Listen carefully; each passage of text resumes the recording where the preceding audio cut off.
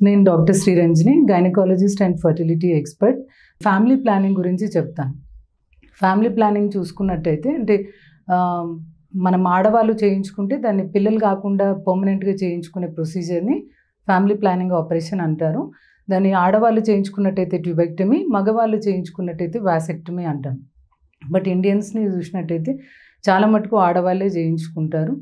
And very simple and easy procedure అది. So దీన్ని కూడా చూసుకున్నట్టయితే 2 మెథడ్స్, ఐదర్ కట్ చేసి చేయడం, అంటే పొట్ట మీద కోతతోటి చేయడం జరుగుతుంది. దీన్ని ఓపెన్ టెక్నిక్ అంటాము, లేదా మినీ ల్యాప్రాటమీ అంటాం అన్నమాట. సెకండ్ వచ్చేసి లాప్రోస్కోపీ, అంటే దీన్ని button whole operation, machine operation, లేదా ఒక కుట్టు ఆపరేషన్ అని కూడా అంటారు.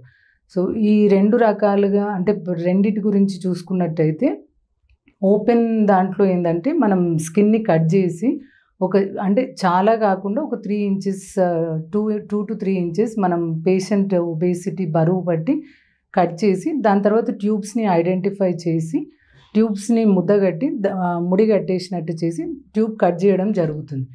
దీన్ని ఓపెన్ టెక్నిక్ అంటాం. దీంట్లో కోత ఉంటుంది కాబట్టి కొద్ది వరకు పెయిన్, తర్వాత ఒక రెస్ట్ కూడా మామూలు ల్యాప్రోస్కోపీ కంటే బటన్ హోల్ ఆపరేషన్ కంటే ఎక్కువ తీసుకోవాల్సి ఉంటుంది.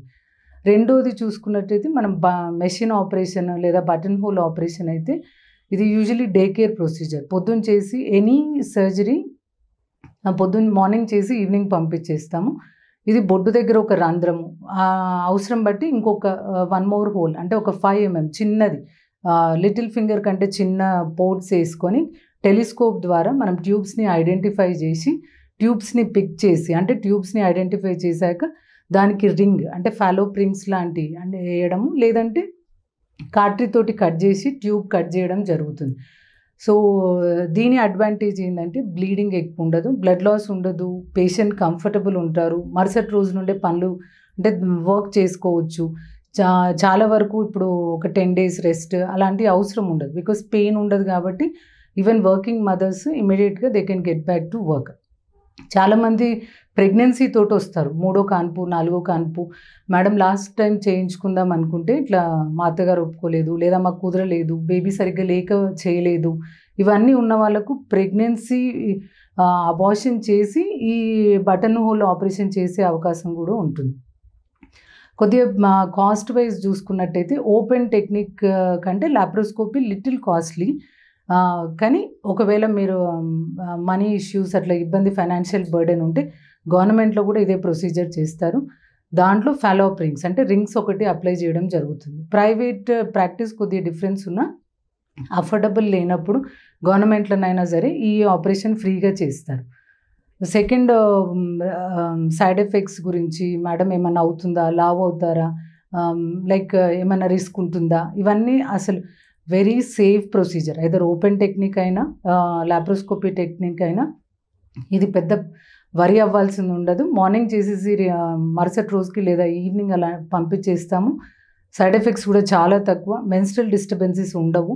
ప్రెగ్నెన్సీ వచ్చి అబార్షన్ చేసుకోవడం అదొక, అంటే ప్రతిసారి ఒక టెన్షన్, పిల్లలు అవ్వద్దు అనుకున్నప్పుడు tubectomy is a better option.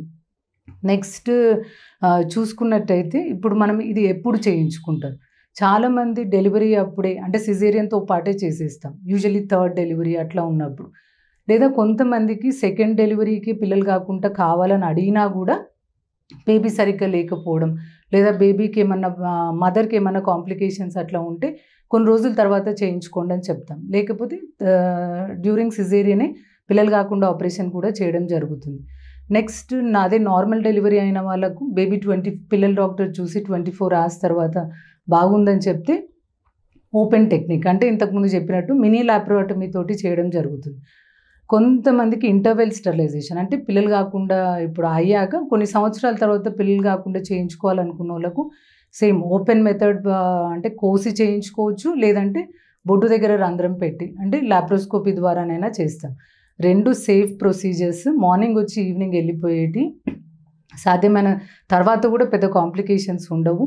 Pregnancy వస్తుందా అన్న టెన్షన్, రిస్క్ కంటే మీరు వద్దనుకున్నప్పుడు ఏ మెథడ్ మీకు బెటర్ ఉంటుందో చూసుకొని, లేదా మీ గైనిక్ని కన్సల్ట్ అవుతే మీకు ఏది బెటర్ అన్నది వాళ్ళే సజెస్ట్ చేస్తారు. Thank you.